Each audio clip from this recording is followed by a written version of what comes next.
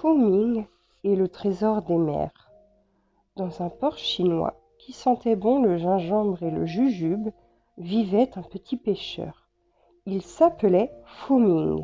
Le jour, il pêchait accompagné de son cormoran, Flocon de sel. Le soir, ils rentraient tous les deux dans leur cabane en bambou. Non loin de là, habitait le capitaine du célèbre bateau le Lotus d'Or. Le capitaine du Lotus d'Or avait navigué sur les 4 mers de Chine.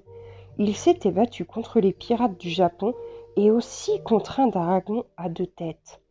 Mais le capitaine du Lotus d'Or n'avait pas pris la mer depuis quelques lunes, car il cherchait un mari pour sa fille bien-aimée, la gracieuse Mei Ling. Fuming avait déjà aperçu Mei Ling cueillir des fleurs de prunier dans son jardin, mais il n'avait jamais osé lui parler. Un soir, alors qu'il rentrait chez lui avec Flocon de sel, Fuming passa devant la maison du capitaine. Il y avait là des marchands et des marins. Ils étaient au moins 100. Fuming approcha de la porte. Il était si curieux de savoir ce qui se passait qu'il n'entendit même pas Flocon de sel prendre dans son bec les 2 poissons de leur dîner. Par le trou de la serrure, Fuming vit le capitaine saluer tous les invités et leur dire « Je voudrais choisir un mari pour ma fille chérie. Or, vous êtes plus de 100 à demander sa main. Pour savoir lequel d'entre vous l'épousera, je vous propose d'embarquer demain matin sur mon bateau, le Lotus d'Or. Nous voyagerons sur les 4 mers pendant 1 lune, pas un jour de plus, pas un jour de moins. À la fin du voyage, je donnerai ma fille chérie à celui qui sera devenu le plus riche. » Fuming, qui avait tout entendu, s'éloigna de la maison en bois parfumé. « Je ne pourrai jamais épouser Mei Ling. Je suis trop pauvre. Je ne possède rien de précieux. Je serai toujours Fuming, le petit pêcheur, tout seul, tout seul. » Fuming pleurait. Alors Flocon de sel vola autour de lui, la tête en bas, sur le dos, à l'envers, à l'endroit. Fuming comprit ce que voulait lui dire son cormoran. « Non, tu n'es pas seul, je suis là. » Le lendemain matin, accompagné de Flocon de sel, Fuming se rendit au port avec sa canne à pêche. Et que vit-il près de sa minuscule jonque? L'immense Lotus d'Or, avec ses voiles blanches et ses 2 fleurs de lotus en bronze qui brillaient au soleil. Debout sur le pont, le capitaine observait ce que les marchands et les marins apportaient. Des éventails, des caisses de thé au jasmin, des robes en soie, des colliers de perles. Pitong, un riche chinois qui venait de Pékin, monta aussi sur le bateau. Il avait un serviteur du nom de Tang, qui portait une natte longue comme la queue d'un dragon. Quand Tang faisait une bêtise, Pitong lui coupait un bout de natte. Les richesses de Pitong n'en finissaient pas de remplir le bateau. Des paravents, des coffres en argent, des boîtes à musique. Tout à coup, patatras, Tang cassa un vase de porcelaine en 1000 morceaux. Pitong coupa aussitôt 5 centimètres de la natte de son maladroit serviteur. La natte était maintenant de la taille d'une queue de tigre. Dans la jonque, Fuming regardait toute cette agitation. Le capitaine lui fit signe de la main. « Et toi, Fuming, tu ne montes pas sur le Lotus d'Or? Si tu reviens plus riche, tu épouseras ma fille, tu sais. » « Mais je n'ai rien à emporter sur le Lotus d'Or que mes vieilles sandales et mon chapeau de paille, répondit Fuming. Un marchand de litchis s'arrêta près de Fuming et cria « Mes beaux litchis, tout frais, tout rose, tu veux des litchis, l'ami ?» Pendant ce temps, le capitaine répétait à Fuming « Le Lotus d'Or va bientôt quitter son port. Tu es sûr que tu ne veux pas partir avec nous ?»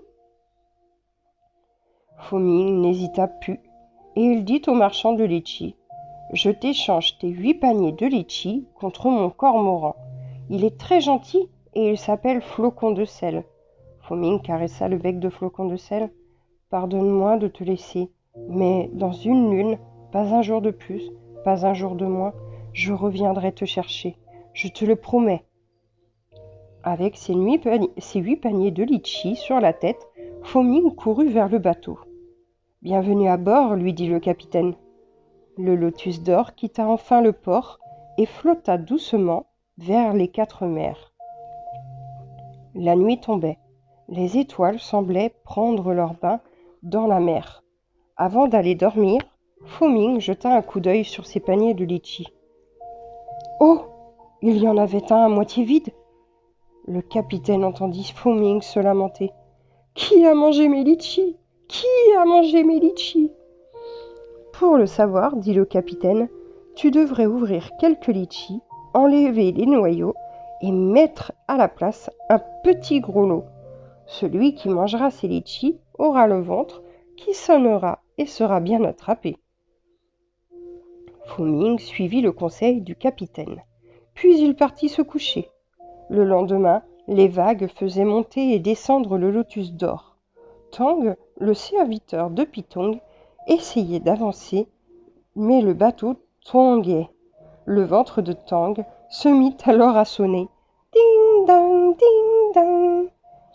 Et plus le bateau remuait, plus le ventre de Tang sonnait. Quand il entendit ce bruit, Fo-Ming se précipita vers Tang et dit « Ah, c'est donc toi le voleur de litchis !» Pitong et le capitaine accoururent à leur tour. « Quelle bêtise a encore fait cet idiot de Tang ?» demanda Pitong.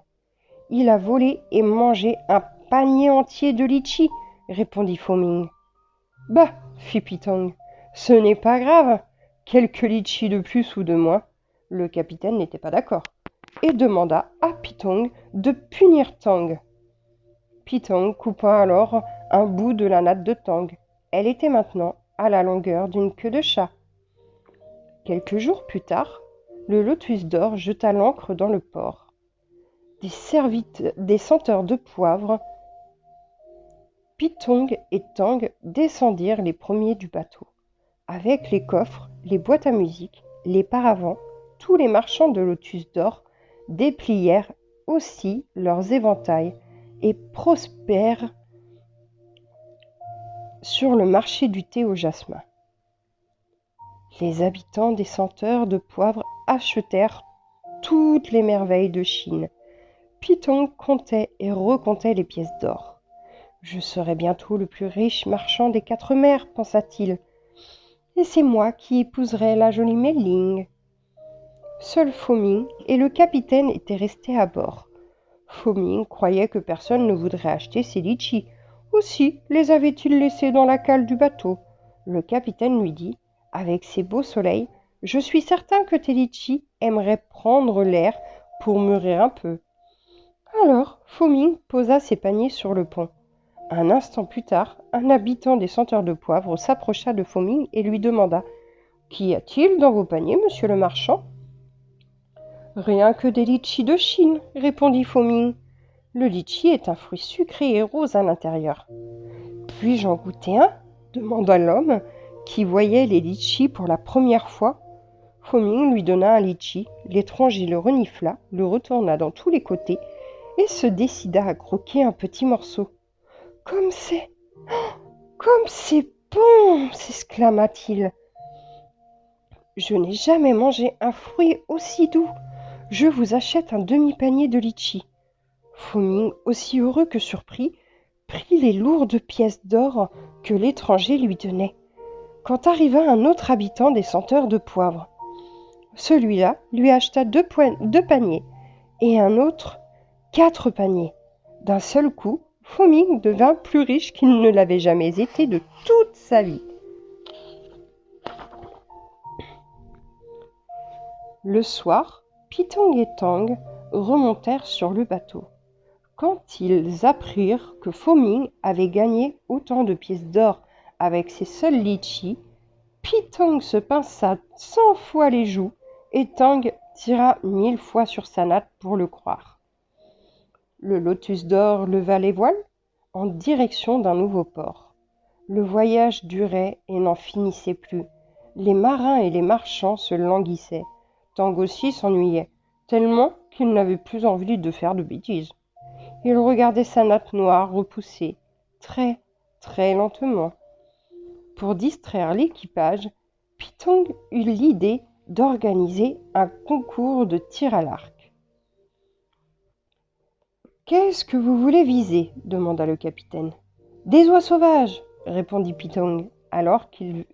« Qui veut participer » Fo Ming leva la main. « Je ne savais pas que les petits pêcheurs avaient des talents de tireurs, dit Pitong, toujours prêt à se moquer de Fo Ming. « Ah, regardez là-haut, une oie sauvage » s'écria Tang. Pitong prit son grand arc et une flèche pointue. Loin, derrière lui, il tira, la corde et la flèche partirent haut dans le ciel. Heureusement pour l'oiseau, malheureusement pour Pitong, la flèche ne touchant pas une seule plume. « À son tour, Fo Ming, dit Pitong, essaie d'atteindre cette oie sauvage. »« Je ne vais pas la toucher, mais simplement la faire tomber sans tirer de flèche, » déclara Fo Ming. « Mais c'est impossible, voyons, ricana Tang. Si tu réussis, je te donnerai la moitié de mes richesses, et je couperai la natte de Tang encore plus court, ajouta Pitong. Fo Ming prit l'arc, tira loin derrière lui la corde. Bloum! Rien ne se passa, mais soudain, l'oie sauvage tomba aux pieds de Fo Ming. « Prodige! Prodige » criait-on sur le bateau. « Fo Ming est un magicien !»« Mais comment as-tu fait » demanda le capitaine à Fo Ming. « Je connais bien les oiseaux » expliqua Fo Ming en pensant à Fleur de Coton. Cette oie sauvage volait lentement et poussait de petits cris. Elle avait déjà été blessée par une flèche. Quand l'oie a entendu le bruit de la corde, elle a eu peur, si peur qu'une autre flèche ne la touche, qu'elle est tombée toute seule. Maintenant, je vais la soigner. Fo Ming prit l'oie sauvage dans ses bras. Pitong tapait des pieds de colère et de jalousie. Il coupa un grand bout de la natte de Tang. Le pauvre! Sa longue natte qui avait ressemblé d'abord à une queue de dragon, puis une queue de tigre, puis une queue de chat, n'était à présent pas plus grande qu'une queue de souris. « Je vais t'apporter la moitié de mes richesses, puisque tu as gagné, » grogna Pitong. « Je ne veux pas de tes richesses, » dit Fo Ming. « Je souhaite juste que tu ne te moques plus de moi. » Pitong le lui promit et serra la main de Fo Ming. L'oie sauvage guérit et Fo Ming la relâcha. Elle s'envola puis disparut derrière de gros nuages. La tempête se leva, sous la pluie, le tonnerre et les éclairs. Le lotus d'or s'enfonçait dans les vagues. Le capitaine s'accrochait à la barre, mais le bateau dériva et échoua sur les plages d'une île déserte. Tout le monde s'abrita dans la cale du bateau en attendant la fin de la tempête. L'île ressemblait à un gros caillou perdu au milieu de l'océan, avec quelques arbres dessus et un ruban de sable autour. Fo Ming descendit du bateau pour faire le tour de l'île. Il était triste car il savait qu'il ne rentrerait jamais assez riche pour épouser Mei Ling. Pitong avait gagné plus de pièces d'or que tous les autres. C'est lui qui se marierait avec la fille du capitaine. Soudain, Fo Ming trébucha sur un gros galet. Mais non, ce n'est pas un galet. C'est une grosse tortue avec un ruban autour du cou. « Bonjour, » dit Fo Ming à la tortue. « Que fais-tu toute seule sur cette île déserte ?» La tortue leva ses yeux ronds vers Fo Ming, comme ses yeux noirs brillaient. On aurait dit que la tortue pleurait. Fo Ming se dit qu'elle devait être perdue et la prit dans ses bras. De retour sur le lotus d'or, les marchands et les marins demandèrent à Fo Ming pourquoi il avait rapporté cette grosse tortue avec un ruban rouge autour du cou. Fo Ming leur répondit « Je crois qu'elle appartient à quelqu'un qui l'a perdue. » Enfin, le vent chassa les nuages et le soleil retrouva son ciel bleu. Le lotus d'or put repartir. Il arriva dans un port où habitait le prince Lolo, un des meilleurs amis du capitaine. Les marchands vendirent au prince leur dernier trésor chinois, des peintures, des dragons, des pinceaux en bambou, du papier de riz. Chaque marchand possédait maintenant des centaines et des centaines de pièces d'or. Mais Pitong, lui, en avait des milliers et des milliers. Fo-Ming, qui n'avait rien à vendre, était resté sur le bateau et donnait des feuilles de laitue à la tortue. Tout cela est magnifique, mais je dois t'avouer que, depuis que j'ai perdu ma Lily, plus rien ne me rend heureux, dit le prince Lolo au capitaine. Qui est Lily demanda le capitaine. C'est ma tortue, mon adorable et fidèle Lily. C'est étrange, dit le capitaine. Je connais justement quelqu'un qui donne en ce moment même des feuilles de laitue à une tortue. Où ça? Où ça? Demanda le prince Lolo. Sur mon bateau, répondit le capitaine.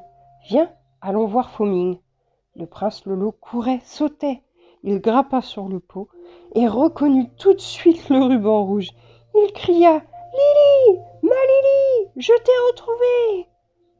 La tortue tourna la tête et trottina toute gaie vers le prince Lolo. Je veux donner toutes mes richesses à celui qui a retrouvé ma Lily. Ma tortue est plus précieuse que tout. Mais c'est Fo-Ming que tu dois remercier, dit le capitaine. Le prince Lolo donna des millions et des millions de pièces d'or à Fo-Ming.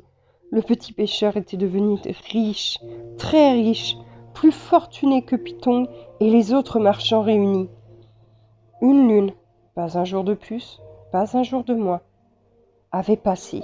Le lotus d'or traversa les 4 mers pour rentrer chez lui, dans le port chinois, qui sentait bon le gingembre et le jujube. Le capitaine était heureux, car Fo-Ming revenait le plus riche et épouserait sa fille bien-aimée. Il jeta l'ancre et vit sur le port Mei-Ling avec Flocon de sel. La jeune fille était impatiente de savoir lequel des marchands deviendrait son mari. Tout le monde descendit du bateau. Le capitaine embrassa sa fille et lui annonça la bonne nouvelle. « Je suis heureuse de saluer mon futur époux, dit la jolie Mei-Ling en souriant à Fo-Ming. À la grande surprise du capitaine, Fo-Ming resta silencieux. Il ouvrit ses coffres remplis de pièces d'or et les donna à Pitong et à Tang, aux marchands et aux marins du lotus d'or. Personne ne comprenait pourquoi Fo-Ming offrait toutes ces pièces d'or sans en garder une pour lui. Était-ce parce qu'il ne voulait plus se marier avec la fille du capitaine? Fo-Ming appela son cormoran. Flocon de sel se posa aussitôt sur son épaule et Fo-Ming, tout en le caressant, parla ainsi. Avant de partir, j'étais un pauvre petit pêcheur. Mei-Ling, je t'aimais, mais je n'osais pas te le dire parce que je n'avais rien à t'offrir. Pendant le voyage, j'ai rencontré le prince Lolo. Il avait perdu la chose qu'il aimait le plus au monde, Lily, sa tortue. Le prince Lolo était très riche, mais pourtant il était très triste, car il savait que ses pièces d'or ne pourraient jamais remplacer sa tortue.